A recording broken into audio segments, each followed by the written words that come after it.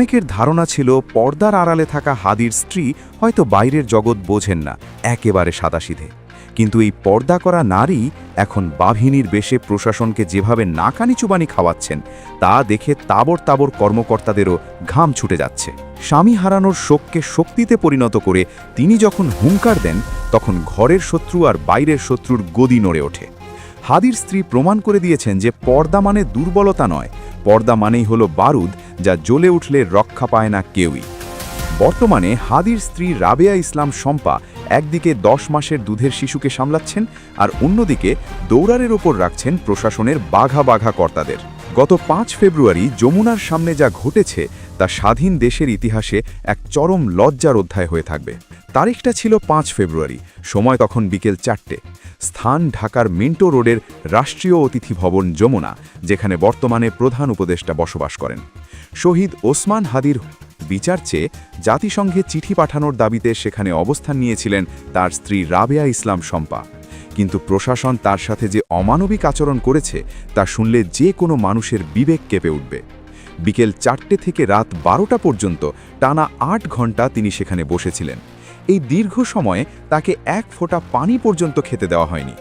বাইরে থেকে তার সহযোদ্ধারা বারবার পানির বোতল নিয়ে ভেতরে ঢোকার চেষ্টা করেছেন, কিন্তু যমুনার গেটে থাকা পাষাণ প্রহরীরা সেই পানি ভেতরে ঢুকতে দেয়নি। একজন তৃষ্ণার্ত নারীর সামনে পানির বোতল আটকে দেওয়া কোনো সভ্য দেশের প্রশাসনের কাজ হতে পারে না। গরম আর তৃষ্ণায় তার গলা শুকিয়ে কাঠ হয়ে গিয়েছিল, তবুও তিনি জায়গা ছেড়ে নড়েননি। প্রশাসনের কর্তারা ভেবেছিলেন পানির কষ্ট দিলেই হয়তো এই নারী মাঠ ছেড়ে চলে যাবেন, কিন্তু তারা জানতেন না যে এই নারী সাধারণ কোনো নারী নন, তিনি হচ্ছেন শহীদ ওসমান হাদির যোগ্য সহধর্মিণী। তবে নিষ্ঠুরতার এখানেই শেষ নয়, বরং এর চেয়েও ভয়ঙ্কর ঘটনা ঘটেছে তার 10 মাস বয়সী কোলের শিশু ফিরনাসকে নিয়ে।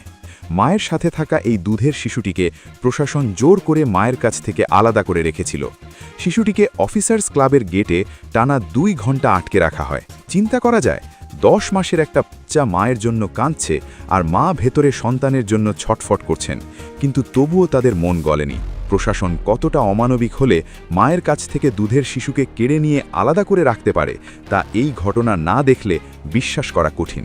এটা কি শুধুই নিরাপত্তা ব্যবস্থা ছিল, নাকি একজন অসহায় নারীকে মানসিকভাবে ভেঙে ফেলার এক জঘন্য সাইকোলজিক্যাল গেম ছিল?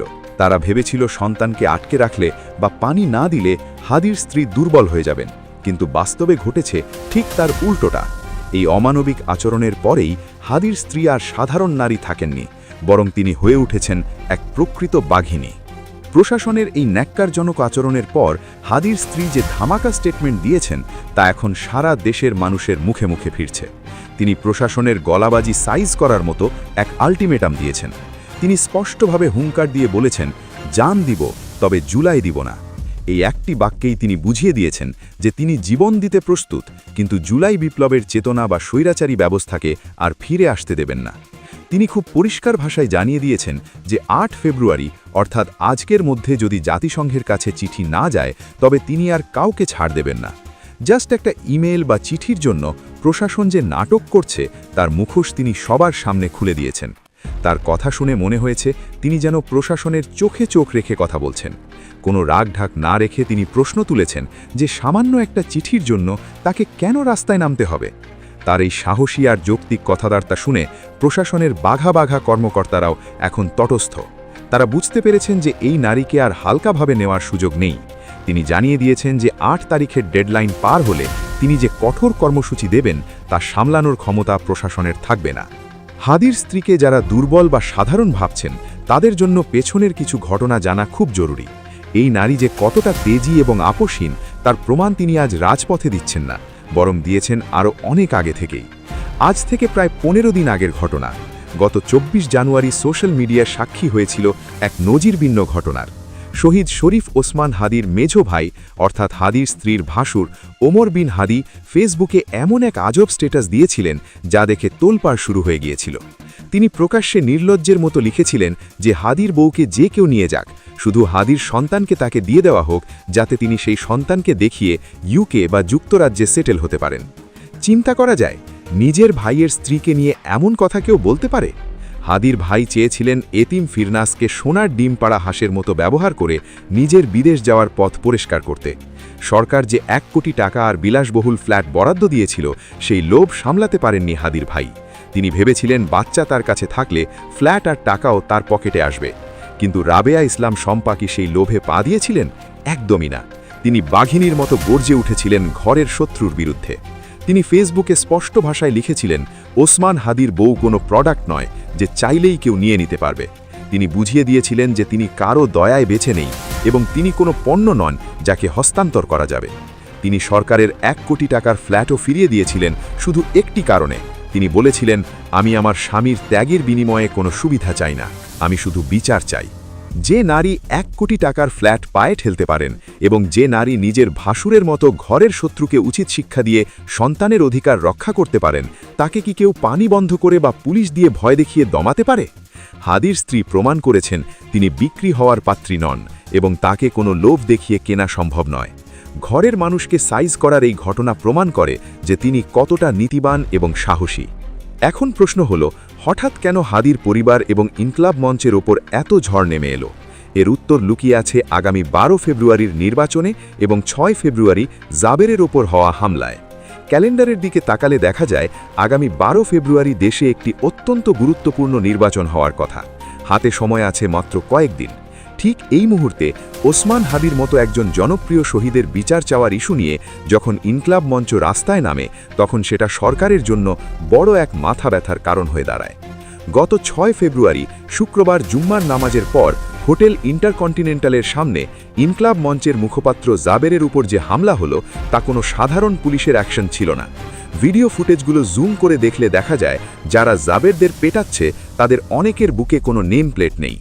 মুখে মাস্ক আর মাথায় হেলমেট পরা এই বাহিনী আসলে প্রশাসনের ভিতরে লুকিয়ে থাকা রয়ের সেই 103 জনের গোপন টিম। হাদিকে পৃথিবী থেকে সরিয়ে দেওয়ার পর তাদের টার্গেট এখন জাবের এবং হাদির স্ত্রী, কারণ এই দুজনেই এখন রাজপথে তাদের পথের প্রধান কাঁটা।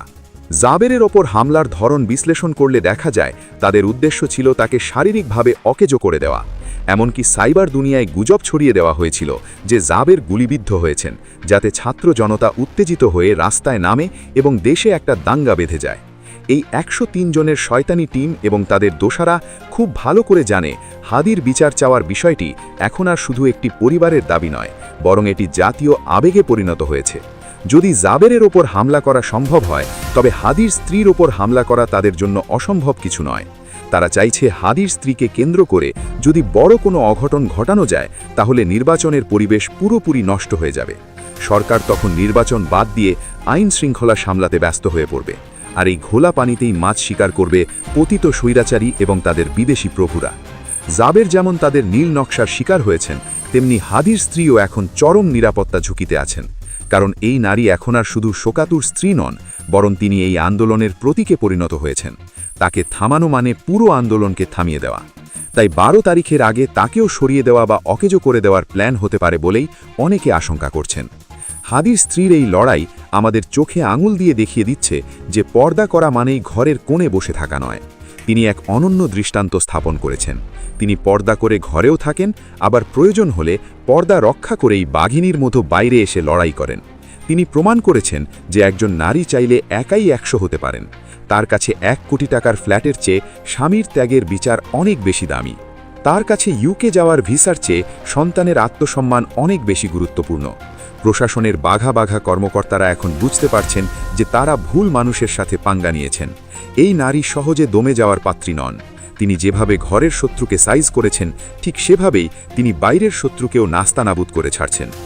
আজ 8 ফেব্রুয়ারি, হাদির স্ত্রীর দেওয়া আলটিমেটামের শেষ দিন। প্রশাসন কি পারবে এই বাঘিনীর আলটিমেটাম সামলাতে, নাকি 8 তারিখের পর বড় কোনো বিস্ফোরণ অপেক্ষা করছে? কারণ তিনি বলে দিয়েছেন আজকের মধ্যে যদি চিঠি না যায়, তবে তিনি আর কোনো অনুরোধ করবেন না, বরং তিনি এমন কর্মসূচি দেবেন যা দেখে প্রশাসনের ঘুম হারাম হয়ে যাবে। তার এই অনড় অবস্থান এবং সাহসিকতা দেখে সাধারণ মানুষ তাকে স্যালুট জানাচ্ছে। তিনি একা নন, তার সাথে এখন পুরো বাংলাদেশ।